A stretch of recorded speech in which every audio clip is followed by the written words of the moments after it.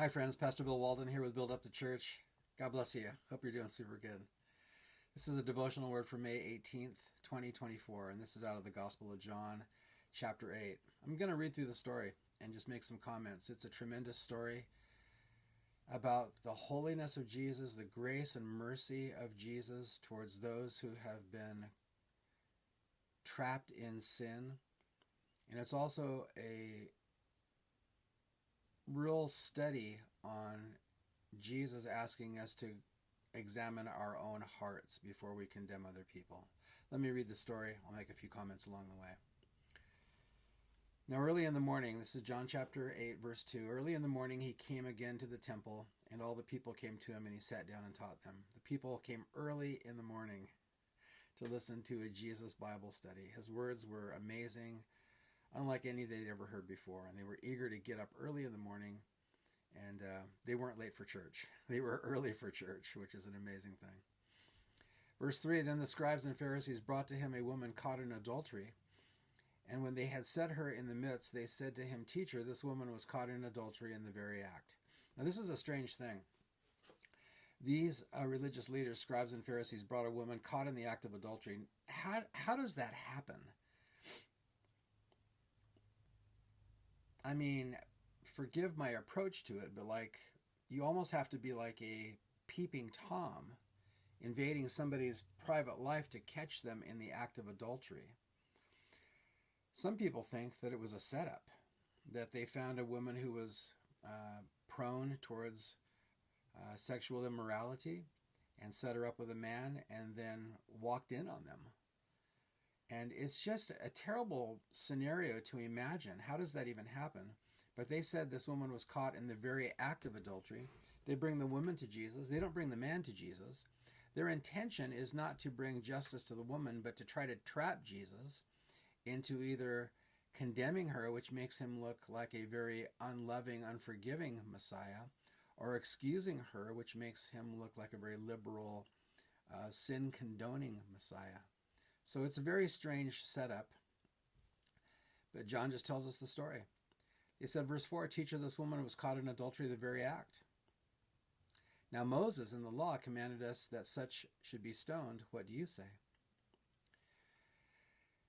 In the spiritual world of the Old Testament Jews, adultery was a very serious offense, and it was an offense to be judged with capital punishment. And so they are quoting Moses correctly. But their intention is to not uphold the holiness or the glory of God, or to purge any sin out of their community. Their intention is, once again, to paint Jesus in a bad light before the people. Remember, he's gotten up early in the morning to teach the people.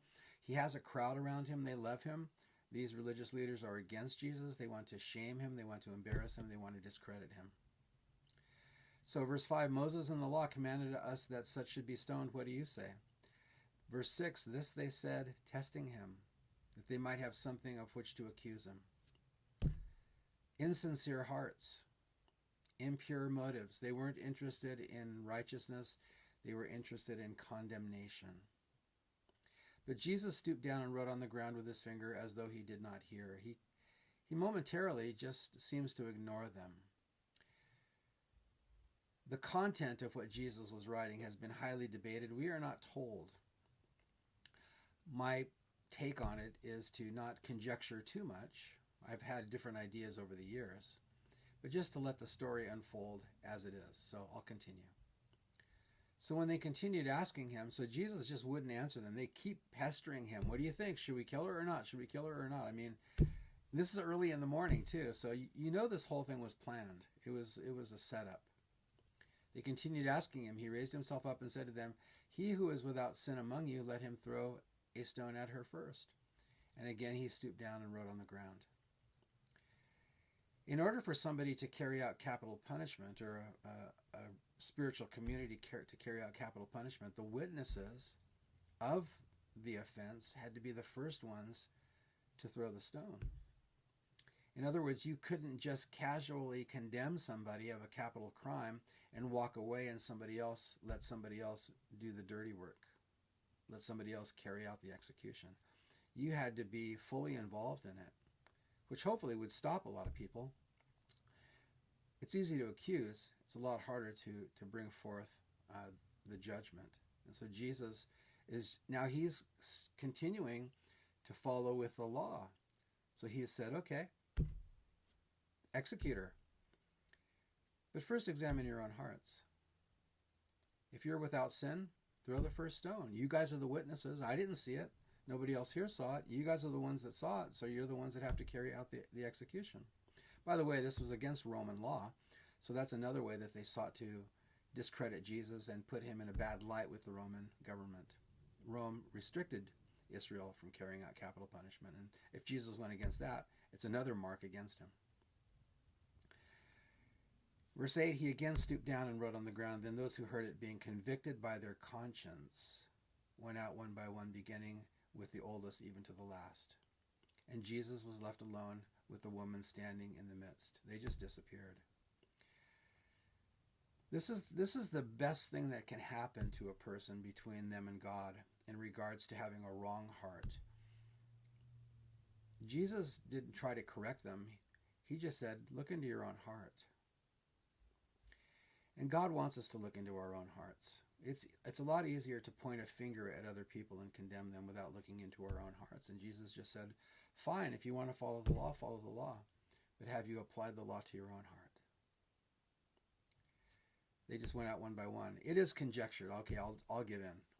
It is conjectured that he stooped down and started writing their sins in the dirt, starting with the oldest. And as they saw what he was writing, they were like, oh man, we've been found out. God knows what we've done. And they began to leave because they were convicted in their own heart. Verse 9, once again, then those who heard it, being convicted by their conscience, went out one by one, beginning with the oldest, even to the last. And Jesus was left alone, the woman standing in the midst. Verse 10, when Jesus had raised himself up and saw no one but the woman, he said to her, woman, where are those accusers of yours? Has no one condemned you?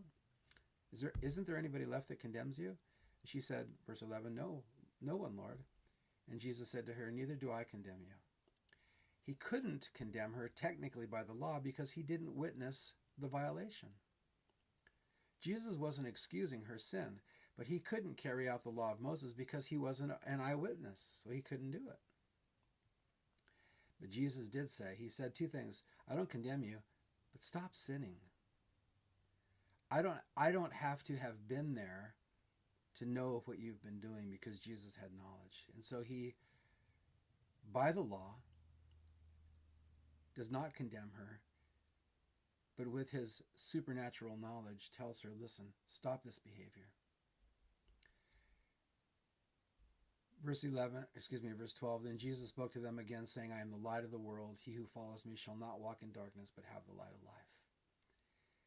He just stands up and says, these guys have been functioning in darkness, but I am the light of the world. Follow me, you won't walk in this kind of darkness. So Jesus would not allow himself to be trapped. He would not allow himself to be manipulated. He knew the woman was wrong, but he didn't have the lawful reason to condemn her. But he doesn't let her go away without speaking to the sin of her life. So some things to think about. Thanks for watching.